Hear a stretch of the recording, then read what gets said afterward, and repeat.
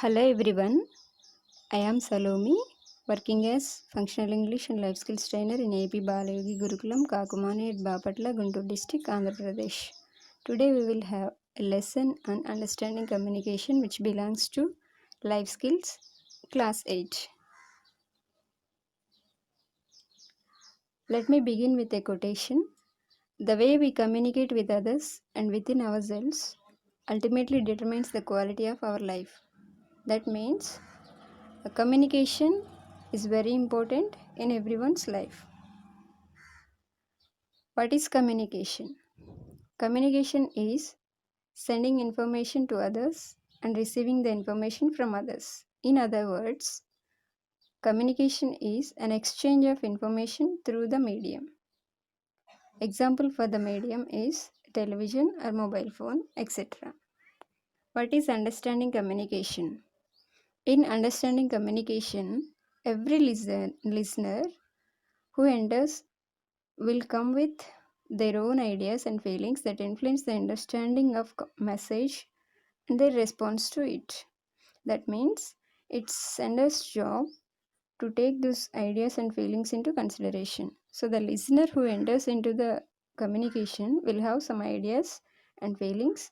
The speaker or the sender must take those ideas and feelings into consideration if they wish. Coming to the process of sending message. So first one is sender. Who is sender? Sender is the person who sends the information is called a sender. Encoding.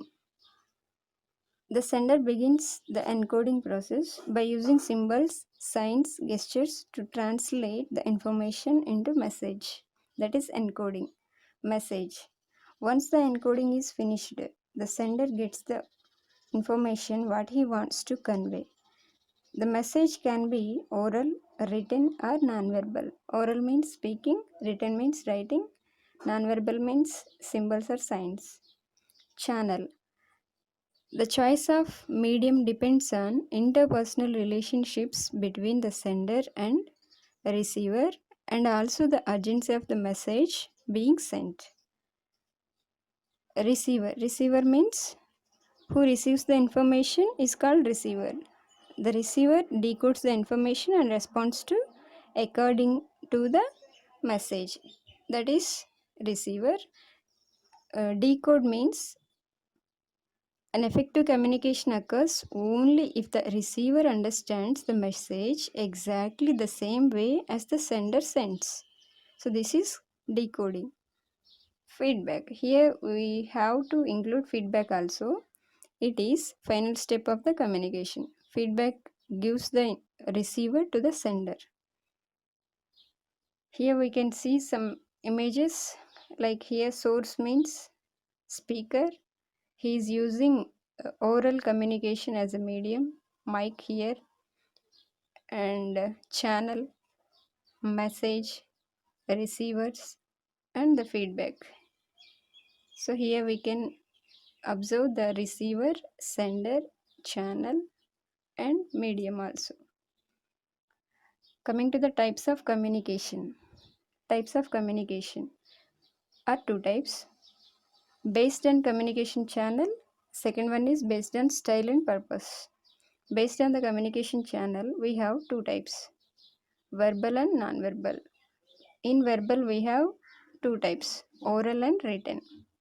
So, oral means speaking, written means writing. Here, based on the communication channel, means which channel we have to use. We can select verbal or non-verbal. Next is based on style and purpose. Formal and informal. Formal means we have to use while talking with the officials and elders. Informal means with our friends and our relatives we can use informal style of communication. Steps to improve listening skills in communication. First step, demonstrate listening skills by paraphrasing. That means it is a fantastic communication skill that helps us to get key points of the speaker. So demonstrating or paraphrasing will help us to get the key points of the speaker. Second one, make consistent eye contact. It is also an excellent communication skill because listening with carefully is shown by this activity of making making consistent eye contact, so that the speaker will get more interest to tell more and more. Next one, adapt an open posture. Posture plays an important role in effective listening. So, by seeing or by watching our sitting position, the speaker will know how effectively we are listening. So, we have to sit properly by keeping our body loosened, crossing legs, or folding hands.